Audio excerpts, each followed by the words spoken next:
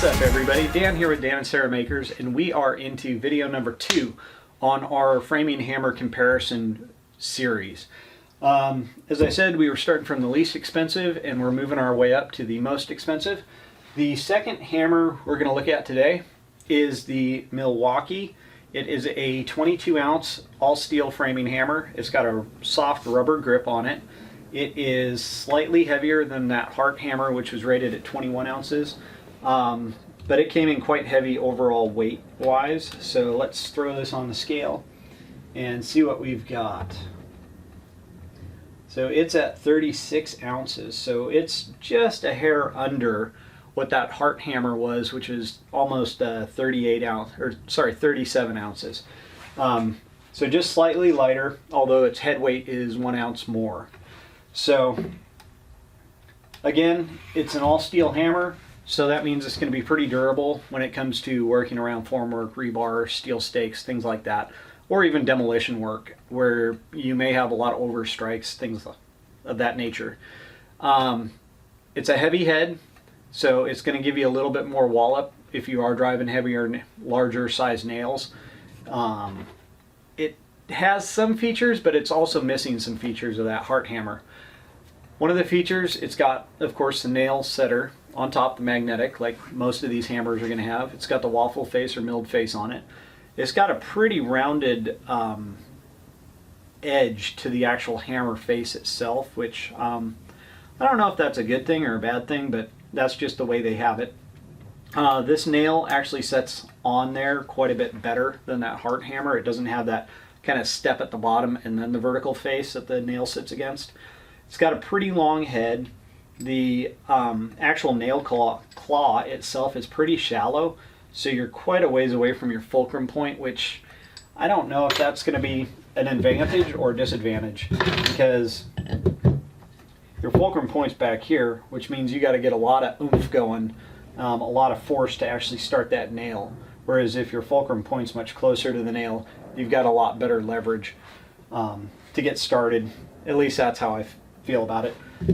You've got your side-to-side nail pulling where you can twist sideways if you got a really heavy or difficult nail. And like I said, the closer you can get your pivot point or fulcrum to the nail itself, the easier it is to pull a really stubborn nail, which is why if you pull a nail sideways, it's easier than pulling it the way the hammer typically is designed. That being said, all steel, so we're not going to have issues of loose hammer heads with handles, but again, it's pretty heavy. Overall length on this hammer is about 15 inches, and hammer face to end of the nail puller is about 6 1/4. So you could still pretty reliably use this to measure your nail spacing if you need to. So we're going to take this on out and give it a try, and let's see, I believe I forgot to mention the price point on this. This one runs about $35 approximately. Like I said, you could probably find it for less. You could probably find it for way more also, online and in stores. I think I got this one actually at Home Depot, so that's probably a pretty reliable price point. So inexpensive, pretty heavy duty looking hammer, but not a lot of bells and whistles. It doesn't have the side puller, but it does have a fairly flat side, so you could possibly drive nails sideways with the cheek of the hammer here. So let's take it out, give it a try, and then we'll be back and I'll tell you my impression on it.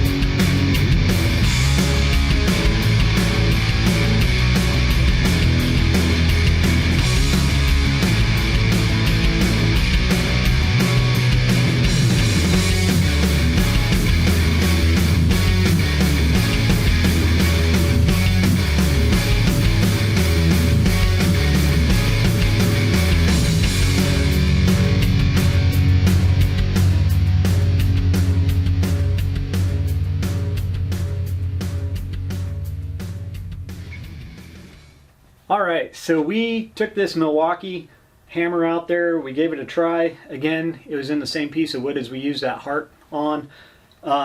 Extremely hard piece of wood. I was not a real fan of this hammer. Again, pulling nails was really difficult, like I suspected. The distance that you've got to kind of get that fulcrum with is pretty bad.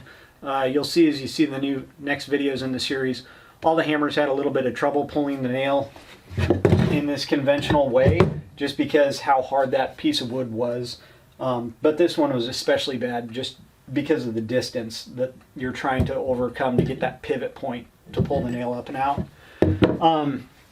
They brag about vibration reduction and no ring claw. I guess that's a thing.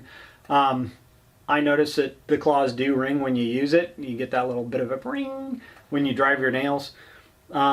But other than that, not too bad. Kind of heavy. The grip, it's kind of a short hammer from what I'm used to. So it just feels, it would really tire your arm out. And I haven't done as much framing as I used to, so probably a little bit of a wimp, and I probably tire out a lot more easily. And you'll find that even when you are framing, you'll start getting glancing blows and things like that as your hand and your arm start tiring. But again, pretty durable hammer. It's not a lot you can do to it to make it really be bad to destroy it. So again, for demolition, concrete, formwork, things like that, this would probably be a pretty good hammer. Also, if you've got a lot of big nails that you need to drive through harder wood or something of that nature, this would probably be a pretty good hammer.